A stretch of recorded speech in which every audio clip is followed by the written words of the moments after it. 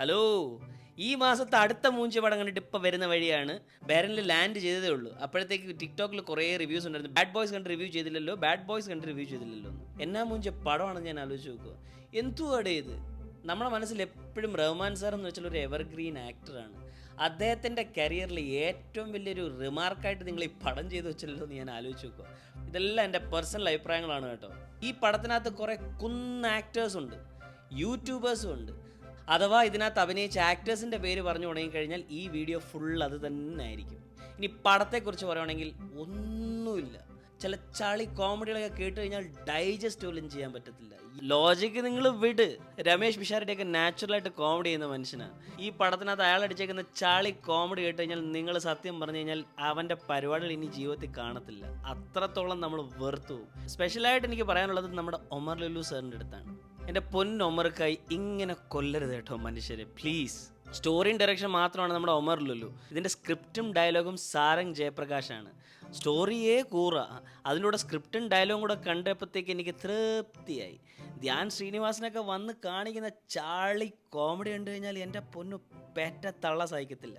RDX പടം ഇറങ്ങിയതിന് ശേഷം ആ ജോണറിൽ, അതായത് പാസ്റ്റ് കാണിക്കുന്നു, പ്രസൻറ്റ് കാണിക്കുന്നു, അങ്ങനെയുള്ള പടങ്ങൾ ഇറക്കിയിട്ട് വെറുപ്പിച്ചുകൊണ്ടിരിക്കുകയാണ് ഇപ്പോഴത്തുള്ള ഡയറക്ടേഴ്സും സ്ക്രിപ്റ്റ് റൈറ്റേഴ്സും.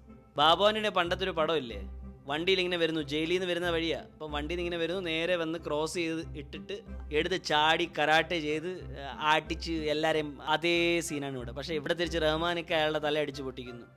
എൻ്റെ പൊന്നു, അജു വർഗീസൊക്കെ എന്നാ വാദമായിട്ടാണ് അഭിനയിച്ചേക്കുന്നതെന്ന് അറിയാമോ? ശോകം. പ്രത്യേകിച്ച് എനിക്ക് എടുത്തു പറയാനുള്ളത് അൻസോൺ പോളാണ്. ഒന്നാമത് അവൻ അഭിനയിക്കാനേ അറിഞ്ഞൂടാ.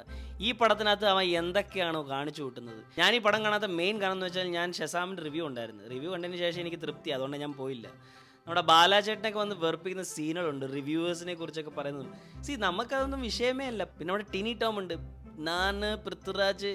എൻ്റെ ദൈവമേ, പടത്തിനകത്ത് അപ്രീഷിയേറ്റ് ചെയ്യേണ്ടത് സിനിമാറ്റോഗ്രഫി. പടം കൂറയാണെങ്കിലും സിനിമാറ്റോഗ്രഫി അത്യാവശ്യം നന്നായിട്ട് ചെയ്തിട്ടുണ്ട്.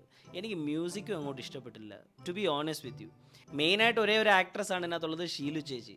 ഷീലു ചേച്ചിയുടെ ആക്ടിങ് പിന്നെ നമുക്ക് 1-2 സിനിമകൾ നമ്മൾ കണ്ടതാണ്. ഷൈജു കുറുപ്പും ഹരിശ്രീ അശോകൻ ചേട്ടൻ അച്ഛന്മാരാണ്. അവരാണ് ഈ പടം നറേറ്റ് ചെയ്തുകൊണ്ടിരിക്കുന്നത്.